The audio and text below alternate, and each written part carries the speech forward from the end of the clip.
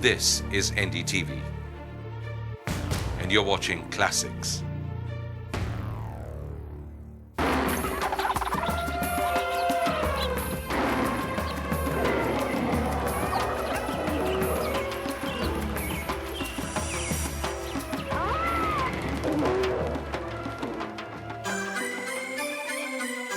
Hello and welcome to Born Wild. This week we're in Odisha and Bhitarkanika, the second largest mangrove ecosystem in India after the Sundarbans.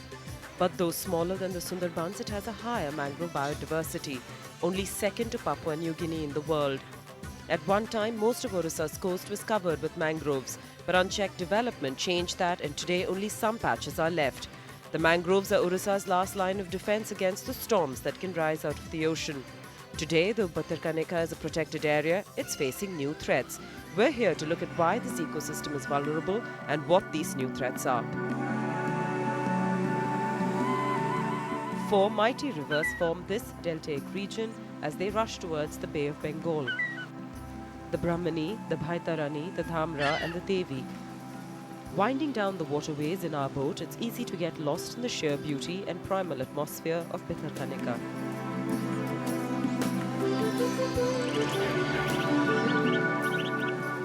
Every turn flashes a kingfisher out of a low-hanging mangrove branch. Lazy, basking crocodiles lie on the banks to soak in the sun. Small water birds scuttle around on the banks, while deep in the forest behind the mangroves, another whole wild world awakens.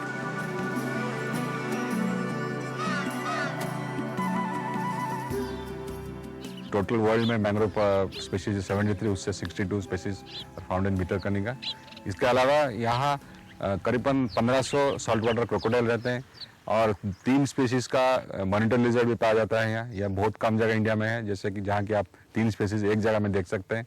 और ये चिड़िया के लिए भी एक बहुत महत्वपूर्ण जगह है, क्योंकि यहाँ जो बाबागन हिरोनी जो है वहाँ करीबन 10,000 11,000 नेस्ट होता है हर एक साल। Next to the Sundarbans, this is the only other national park with such extensive mangroves.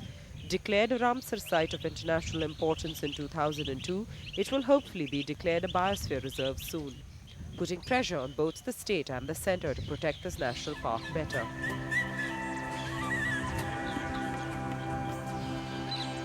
यहाँ तो एक्चुअली ओरिजिनल फॉरेस्ट तो बहुत ज़्यादा था, अभी तो घटकर forest area total 200 square kilometre करीबन है भितरकनिका और माननी डेल्टा मिलाकर। This area has 3 sanctuaries of international importance. One, the main Bhitarkanika National Park, the other, the Bhitarkanika Wildlife Sanctuary, and the Gahirmata Marine Sanctuary. The first 2 famous for the mangroves and the crocodiles and other wildlife, the latter for the olive ridley sea turtles who come here every year to nest, making it the largest olive ridley nesting site in the world. Over the last 25 years, I have been surveying. So its total comes to 55 species, of which snakes are quite important. So far as frogs are concerned, we have about 15 species of frogs, 15 species of lizards, freshwater turtles 1 species. Then with regard to crocodiles, as you know, there is the most important one, Crocodylus porosus, brackish-water crocodile.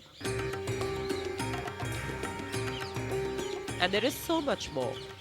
Much of this ecosystem is yet to be researched and explored, and there is so much that can be put to use.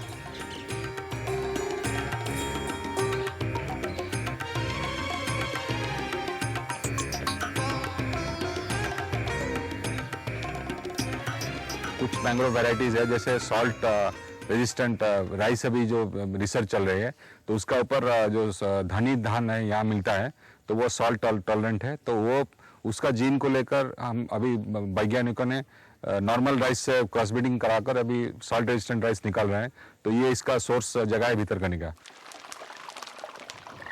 The resilient mangroves serve the protective functions to a great extent.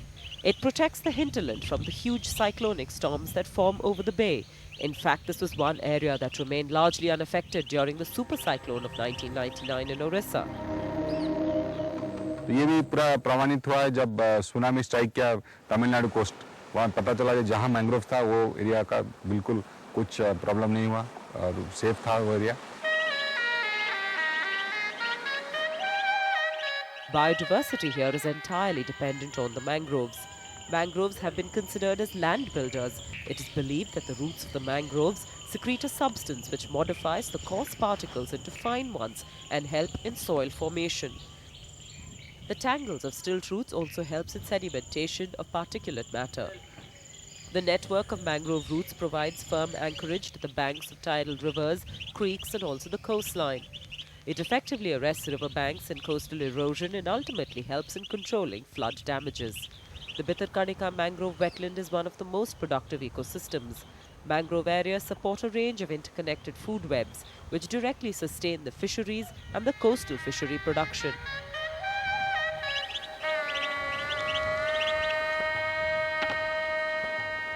The rivers and creeks in the wetlands are a major source of a variety of indigenous fish. The sheltered waters of mangroves provide nursery grounds for commercially harvested prawns and shrimps. Fish and prawns spend most of their adult life at sea and return to the mangrove areas and vice versa to spawn. Some of the commercially important fishes are elisha, kainga, kokil. Prawns such as the tiger prawns and crabs, mainly the mud crabs, are exploited in large numbers by the fishermen both in breeding and non-breeding seasons.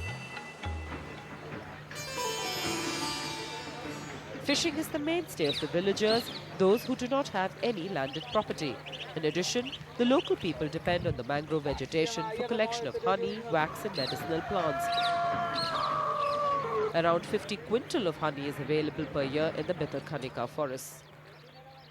Total गांव का संख्या more than 100 villages होंगे, तो इनका population भी बहुत ज़्यादा है. तो ये इतना पॉपुलेशन जो यहाँ बढ़ गया है लास्ट 2-3 डेकेड से, ये प्रेशर डाल रही है अभी सेंचुरी के ऊपर, क्योंकि इनका जो रिक्वायरमेंट है, फॉडर रिक्वायरमेंट, फ्यूल रिक्वायरमेंट, सब सेंचुरी से निकल रहा है. The mud flats created by the mangroves also provide spaces for basking crocodiles, waterbirds, deer. But my favorite residents here in the mud flats are the mud skippers. Anything but typical fish, they're like a combination of fish and frog. These fishes are able to survive short periods of aerial exposure, skip around the water and mud and build chimney-like burrows. They have dorsal fins with which they launch themselves around. As the sun comes up, the mud flats almost look alive as so many thousands of these mud skippers start to move about. And they come in every size, from the really tiny larvae-like ones to the adults.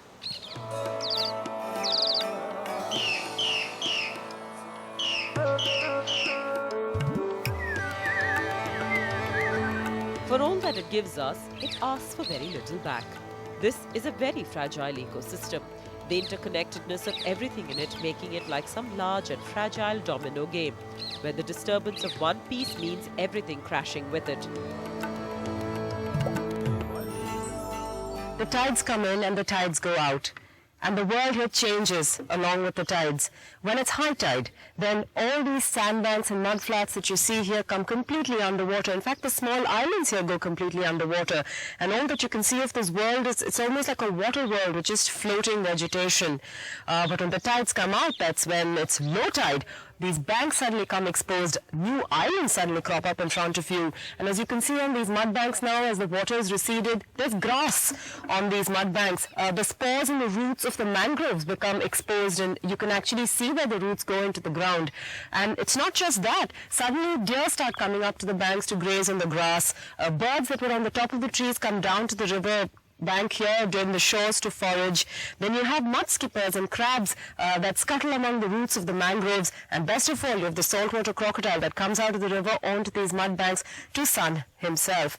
So it's really the cycle of tides that keeps this ecosystem alive. Bhitarkanika is endowed with a very complex and dynamic ecosystem. The ecosystem is complex in a sense that all the sub-ecosystems, namely the freshwater, the marine and the terrestrial, are intricately mixed with each other. The essential factor for maintenance of such ecosystem is the regular influx of fresh water from adjoining land and tidal inflow from the sea. Any change in the regime of each factor is likely to affect a corresponding change in the mangrove ecosystem. Depending upon the degree of inundation, the species composition, richness and diversity varies. Since the area contains older formations and newly accreting land masses, freshwater degree of inundation, seasonal rainfall and salinity gradients greatly influence the status of wildlife, their number and their distribution.